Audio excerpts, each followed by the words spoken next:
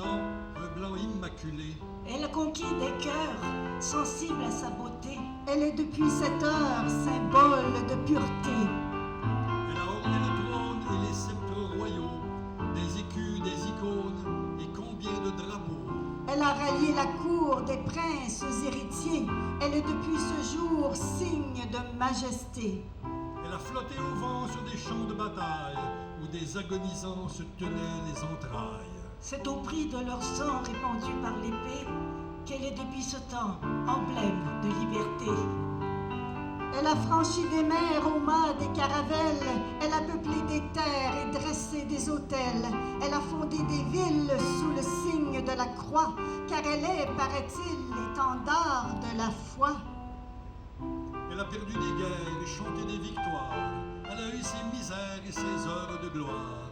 Et malgré la conquête et ses trous de mémoire, elle est au jour de fête synonyme d'espoir. Tantôt foulée aux pieds, tantôt portée au ciel, elle reste sacrée à qui lui est fidèle. Et barquant de son sceau des phrases de lumière, elle chante tout haut la langue de Molière. Éphémère dans les champs, éternelle dans l'âme, elle défie le temps qui entretient sa flamme. Elle emporte ici-bas nos rêves, nos désirs. Elle est depuis déjà promesse d'avenir. Vous, qui la regardez flotter dans ces 4 quartiers dessinés par l'artiste. Vous qui la regardez, ses filles et ses fils. Osez la mériter, car c'est la fleur de lys.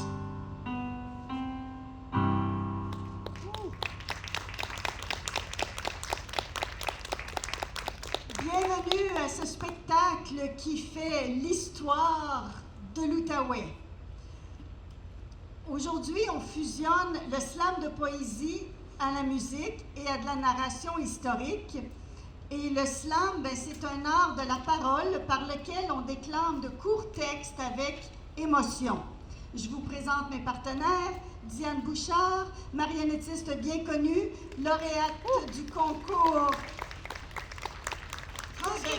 du concours Québec-France, entraîneur de l'équipe ado qui a remporté le même concours dans son volet jeunesse. Et elle a aussi composé la chanson à répondre que vous allez entendre vers la fin du spectacle. Guy Perrault, auteur, compositeur, interprète. Guy est champion du Grand Slam national et vice-champion à l'international. Il a publié CD et recueils et a aussi écrit plusieurs des textes que vous allez entendre. Notre chouchou, le musicien Claude Naubert.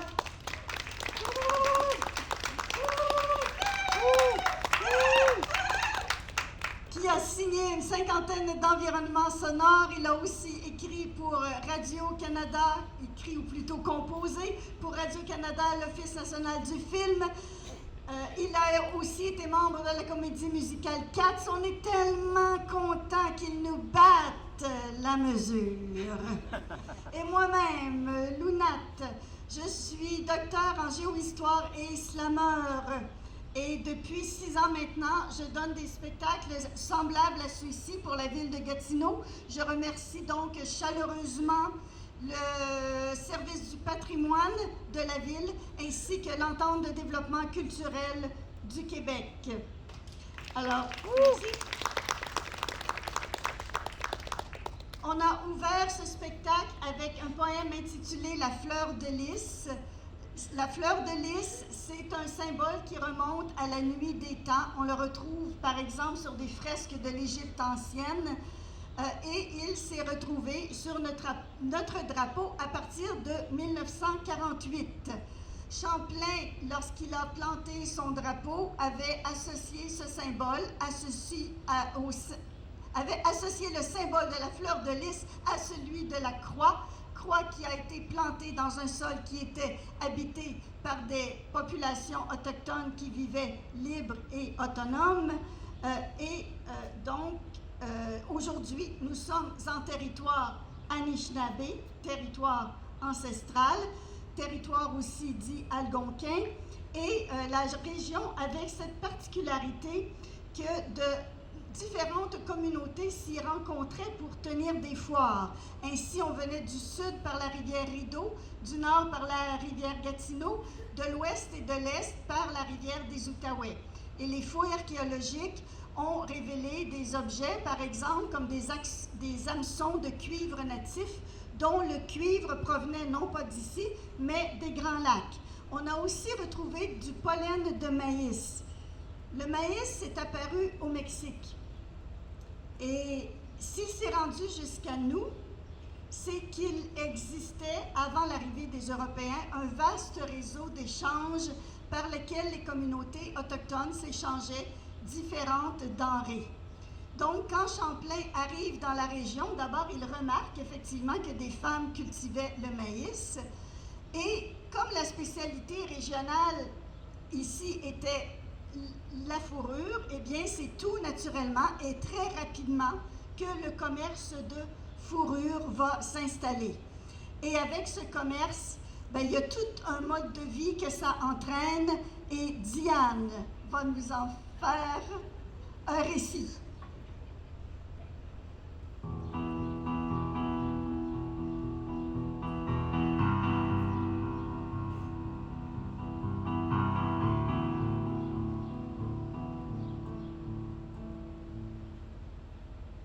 Je m'appelle Henriette Brière. Je suis une fille du roi, pas une princesse. Non, une simple fille, comme 100 autres que les hommes du roi ont ramassés dans Paris pour les envoyer en Nouvelle-France. On manque de femmes là-bas, dans la colonie où courent les animaux à fourrure, qui finiront sur les épaules des belles dames de Versailles.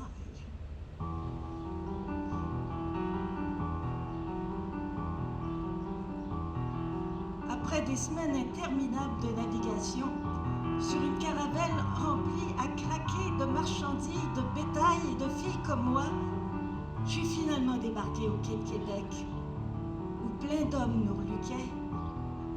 Parbleu, chacun d'eux avait 15 jours pour se choisir une femme, l'épouser et commencer à faire des enfants pour peupler la colonie, l'occuper au nom du roi de France. Moi, je me plains pas. Je suis tombée dans l'œil de François Perron. Un grand gaillard solide, un coureur des bois, à la figure franche et au regard bleu-vert si intense que j'en suis devenue complètement molle après mon interminable traversée. Tant qu'à devoir me marier, si jeune, hein, après tout je n'ai que 18-17 ans, aussi bien le faire avec lui. C'est lui qui m'a amenée ici. Avant de m'établir et de fonder une famille avec toi, nous allons faire un long voyage au pays des Outaouais. Nous en rapporterons des fourrures de castor que nous allons échanger contre des biens dont nous aurons besoin pour défricher et cultiver la terre. Notre flottille compte 8 embarcations de 6 mètres de long, remplies à ras-bord de marchandises que nous allons échanger, m'a expliqué François. Ce sont surtout des articles en métal, des seaux, des chaudrons, des haches, puis des vêtements, des fils, des aiguilles. Ah oui, aussi des fusils, même si le gouverneur l'interdit. Ils valent leur pesant d'or ici, paraît-il, pour combattre des rivaux peu commodes que les Algonquins appellent les Iroquois.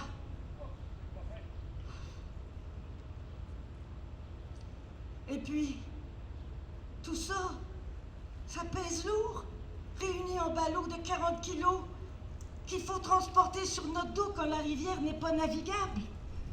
Sans parler des immenses canaux. Oh, sont pénibles ces portages où nous harcèlent des moustiques voraces et nous guettent des ennemis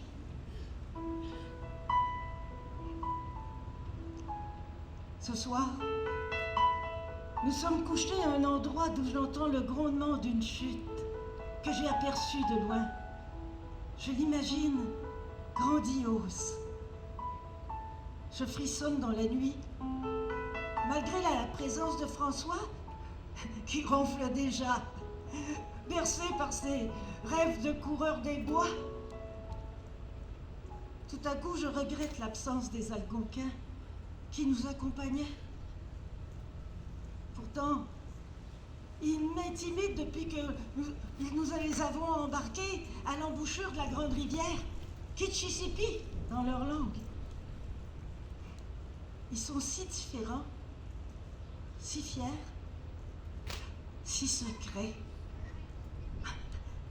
tellement chez eux dans le pays qui est le leur, si méfiants aussi. Et pourtant, ce soir, j'aimerais les avoir près de nous, dans ce lieu où les Iroquois ont tendu tant d'embuscades aux trafiquants de fourrure. François m'avait averti pourtant. À la chute qu'ils appellent Akiko, si j'ai bien entendu, les Algonquins iront faire des offrandes et s'adonner à des rites ancestraux. Parce qu'il y a là, paraît-il, des forces spirituelles extrêmement puissantes. Demain, nous contournerons cette chute par un chemin sacré. La chute était sacrée, d'où le chemin. Un chemin vieux, si vieux que sa existence se perd dans la nuit des temps. Un chemin qu'ont emprunté Champlain, Nicolet, Brébeuf, Radisson, tous ces explorateurs, ces missionnaires et ces soldats dont on entend parler le soir au bivouac.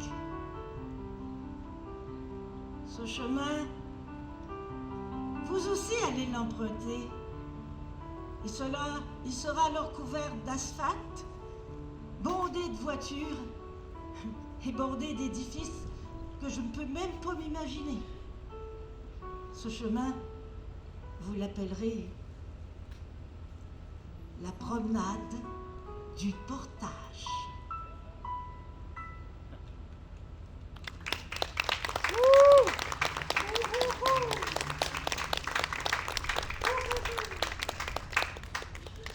Si la parole a été donnée à une femme, alors que durant la traite des fourrures, c'était surtout des hommes qui conduisaient ce commerce, c'est qu'il y a quand même eu des femmes impliquées dans la traite des fourrures. Est-ce qu'on m'entend toujours bien en arrière? Oui, OK. Et par exemple, il y a eu Frances Anne Hopkins qui nous a laissé de magnifiques toiles, de magnifiques peintures des voyageurs, c'est-à-dire des trappeurs de la baie d'Hudson. Mais il y a aussi eu beaucoup de femmes autochtones qui avaient pour compagnon un trappeur français. Quand les Français sont arrivés ici dans ces immenses forêts, ils ne connaissaient rien de la forêt.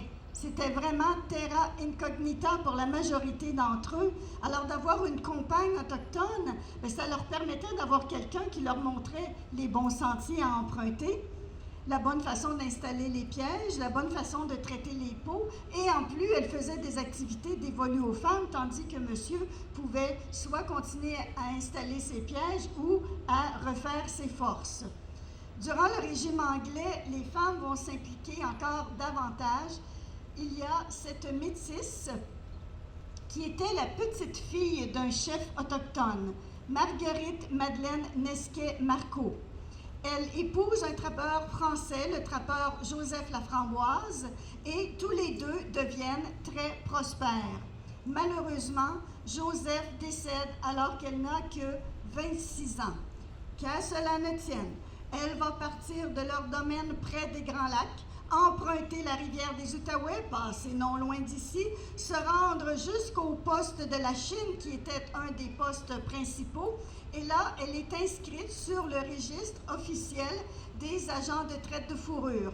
Elle va refaire tout le chemin inverse par canot, repasser non loin d'ici, Et lorsqu'elle va retourner dans le Grand Lac, elle va procéder à des activités de trappe et elle va étendre son réseau d'affaires jusqu'aux États-Unis. Elle avait elle-même une camarade qui pratiquait aussi activement la traite des fourrures. Et pendant que la traite des fourrures se poursuit, la rivière des Outaouais va se couvrir de radeaux.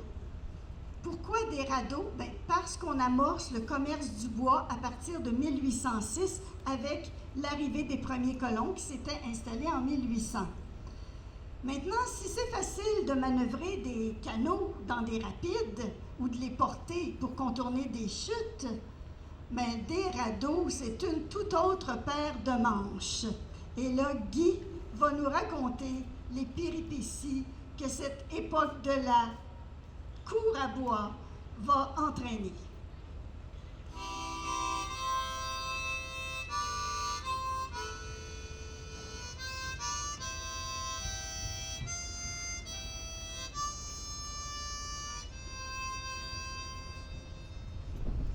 Moi, je m'appelle Antoine Charret, et je vous dis que je suis pas de bonne humeur à matin. C'est un maudit de chute qui brise tous nos radeaux. On a tellement travaillé cet hiver à bûcher des grands pins et des grands chênes par en haut de la rivière, à les écarrer en doloire, en pleine forêt, s'il vous plaît, à les traîner jusqu'à l'eau, à les attacher par trentaines pour faire des radeaux, des cages qu'on appelle ça, nous autres. Une fois qu'on a une cinquantaine de ces cages-là, on les attache à la queue leu-leu pour former un grand train de bois qui va flotter jusqu'à Québec, toi. Oui, Québec a des centaines de milles par en bas. Sauf qu'il y a cette maudite chute à passer.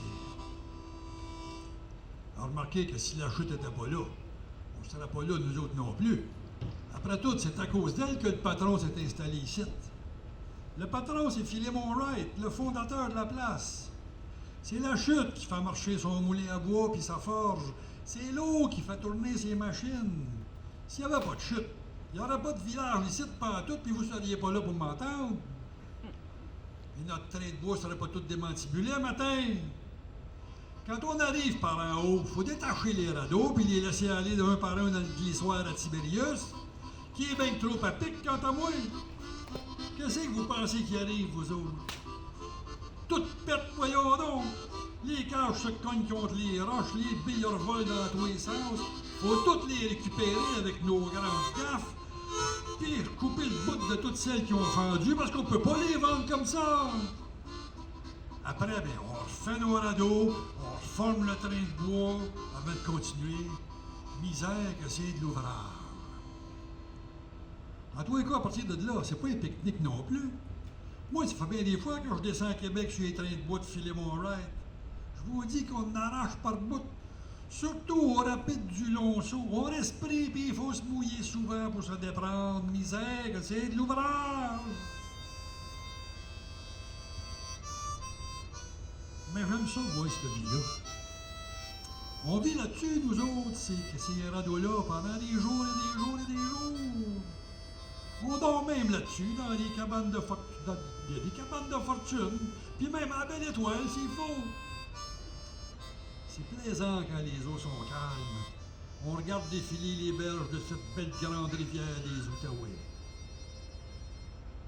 À Québec, bien là, on vend tout ce bois-là qui est chargé sur des navires qui l'emmènent jusqu'en Angleterre, ouais. Où il va servir à construire d'autres navires qui vont sillonner toutes les mers du globe. Ça me fait drôle, moi, de penser que ces arbres-là qui viennent de chez nous vont devenir des mâts et des membreux sur des bateaux qui vont faire le tour du monde. C'est la faute à Napoléon, ça. Napoléon, l'empereur des Français. C'est lui qui a bloqué tous les ports de l'Europe aux Anglais. Ils n'ont pas eu d'autre choix que de venir s'approvisionner ici, dans la colonie. Qui c'est qui aurait cru ça qu'un jour l'Outaouais serait la cour à bois de l'Angleterre? Sauf que des grands pins blancs comme j'en ai vu, moi, vous en verrez plus, vous autres, mes enfants. Hey, ça mesurait jusqu'à 200 pieds, ces affaires-là. 200 pieds! Ça, c'est plus haut que le clocher d'église.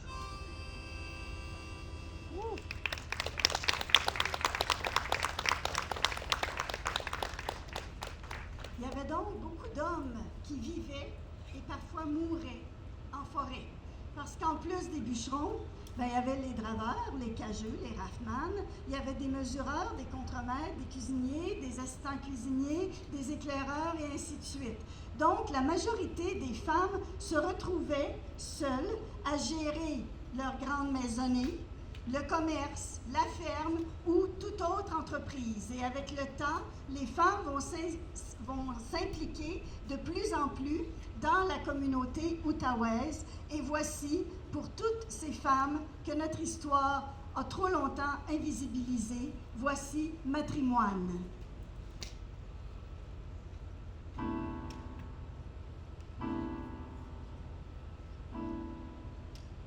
Hé! L'Outaouais, le savais-tu? Ton passé est présent. Les draveurs ont leurs pièces de monnaie, les cageux leurs timbres, les rafman leurs bières. Aussi, Père Reboul fait l'école à Joe Montferrand qui, de son édifice, salue Alexandre Taché, déroulant son boulevard vers le rapide des chênes qui dépasse le maire Moussette, trop bien affalé sur sa plage. Du haut de sa bibliothèque, Guy Sanche nargue Bobinette. Justement, nom d'une marionnette, qu'en est-il des femmes derrière ces hommes? À côté d'eux, il y eut toutes ces pionnières de tête, de cœur et de main qui veillaient au grain. Et patrimonium,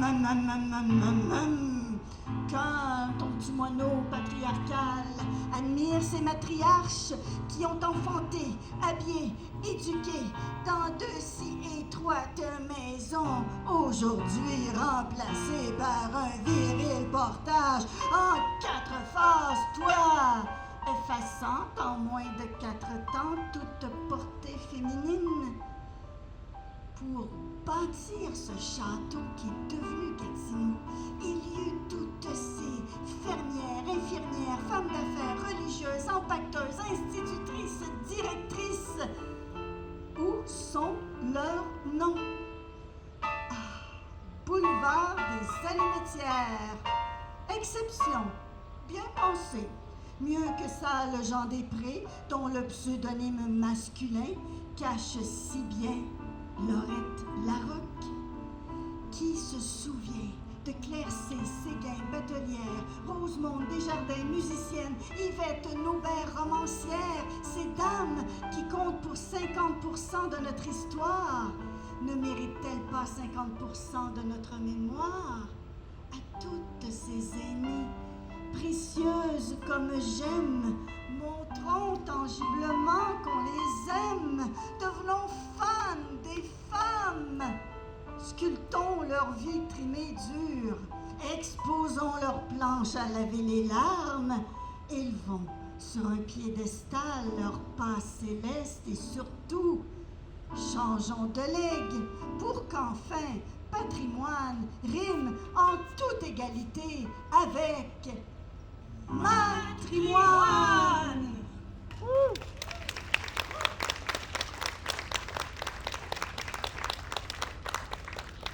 Alors, des femmes, j'en ai nommé quelques-unes dans le texte, j'aurais pu en nommer de nombreuses autres, je vais en ajouter 2. D'abord, Edna Charette. Edna Charette qui s'est mérité le prix Canada Bénévolat, un prix remis à l'échelle du pays, donc pour lequel il y avait de très nombreux candidats et candidates. Elle était surnommée la mère Teresa de Buckingham parce qu'elle s'est vraiment donnée à fond pour aider des jeunes et des personnes aînées de sa région. Et aussi, nommons Marie-Louise Riel-McGregor qui a aidé le Louis Riel à trouver refuge parmi des personnes métisses de la région. L'histoire de Buckingham, on y arrive, ça nous ramène au commerce du bois, à la famille McLaren, à la période industrielle. Alors Guy va nous parler de tout ça dans un texte plutôt humoristique, mais quand même historique.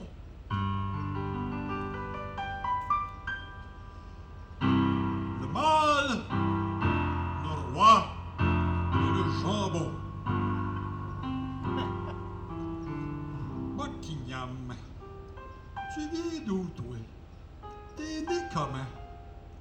Comme bien d'autres, tu viens du choc de la matière grise avec la matière brute. T'es né d'abord, toi, dans la tête des gens venus d'en bas, qui ont remonté le courant du Saint-Laurent puis de ses affluents jusqu'à ton propre torrent. Intrépides dans tes rapides, ils sont remontés jusqu'à découvrir les bienfaits venus d'en haut. Ils ont vu le potentiel dans les arcs-en-ciel qui irisaient tes chutes d'eau, le pouvoir dans tes conifères, les kilowatts dans tes cataractes. Y en fallait-tu de l'énergie pour venir jusqu'ici? Oui, Buckingham, c'est métaphysique. T'es né de la rencontre du haut et du bas. T'as grandi comme tant d'autres, mais qu'est-ce que t'as qui te distingue, toi? Serait-ce ton nom par hasard? Buck, King, Ham? Buck, le grand mâle. King, le roi lui-même. Puis Ham,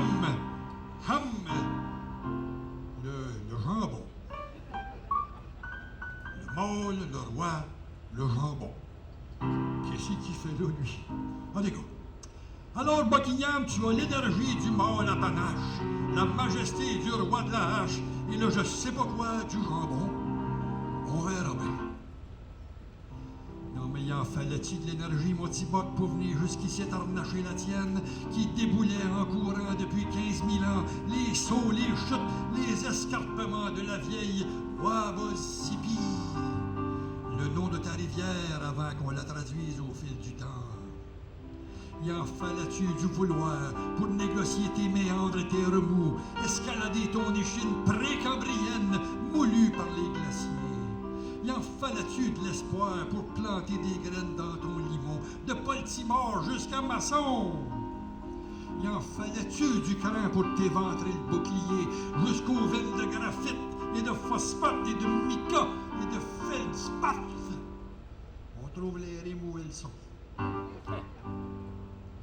Mine de rien, c'était pas facile de se faire une vie dans tes galeries où nous galérions, dans tes scieries où nous scions, dans tes chantiers où nous chantions, coudon, en rêvant les rêves du bûcheron à la saison des moucherons, au temps béni où descendaient de la haute lièvre les billes de bois des grands pins et leur escorte de chauds lapins. Dernière gigue sur les bio, c'est la ruée jusqu'au landing. Une rosade de whisky blanc, comme les pins blancs qui poussent en haut. Une prise de bec en attendant avec coq irlandais, ou coq français, ou coq anglais, ou écossais, ou quiconque se ramasse ici dans les cantons de l'Ouest. Ça jouait dur, comme au Far West, de la bisbille comme ailleurs. Pas de quoi faire un malheur, juste un accès de fièvre de temps en temps pour sortir le méchant. C'est pas d'hier qu'on joue aux billes sur la lièvre, mes enfants. Tu sais, à force de draver les intempéries, on apprend à faire gaffe. Après l'escale de la soif au bien nommé palace de Buckingham, s'ouvre la course aux dames. Pourquoi pas une effeuilleuse de mica, comme il y en a par en bas au chutréome du royaume de McLaren? Ou bien une allumetière, comme il y en a par là-bas au royaume de Philémon, à une demi-journée de carriole de Buckingham à Hull. Et oui, l'une allume avec du phosphore venu de la lièvre, l'autre effeuille le sexe fort pendu à ses lèvres. Elles sont hautes comme le chant du ciotte, du gars qui s'endort. Elles sont hautes comme le chant du ciotte, au petit bonheur du gars de chantier, à cœur joie dans le péché. J'ai failli en sauter un bout. Car oui, avec un peu de chance et beaucoup d'indulgence, succède au va-et-vient du gars d'Andorre qui mord tout rond dans la pitoune, le va-et-vient du gars qui s'endort dans le giron d'une belle pitoune. Quitte à avouer ses galipettes au confessionnal du curé Brady, qui en a vu d'autres puis qui n'a pas fini d'en voir, à rapport qu'il s'est réincarné en pont, lui. Le pont Brady sous lequel retentissait naguère encore chaque année le rock tonitruant de Buckingham en fête. De l'énergie, je te dis! Des chantiers à la mine, à l'usine, t'en as vu passer à la tonne des bons gars. Des bonnes femmes aussi, plein de gens qu'on nommera pas, sinon on ne sera pas sortis du bois. Il y en a un, par exemple, que je voudrais nommer. Un peu produit de Buckingham, devenu malgré lui célébrité mondiale. Je pense au boxeur, pas si célébrité mondiale que ça finalement. Gaëtan Hart, enfin de la culture! J'y pense. Ça serait pas lui le jambon. Ben, même pas lui, c'était le steak, rappelez-vous. Ne pas confondre. Alors, Buckingham, toi qui as été hydraulique, métallurgique, phosphatique, pétrochimique, tu es encore électrique et, ma foi, tu es magnifique. À cause de plein de choses, mais surtout à cause des gens qui te peuplent et qui t'habitent, qui te connaissent et te chérissent et te préservent le patrimoine. Et le patrimoine, à l'image de tes ancêtres, ce sont des gens bons. Voilà, suffisait de mettre ça au pluriel. Longue vie, Buckingham!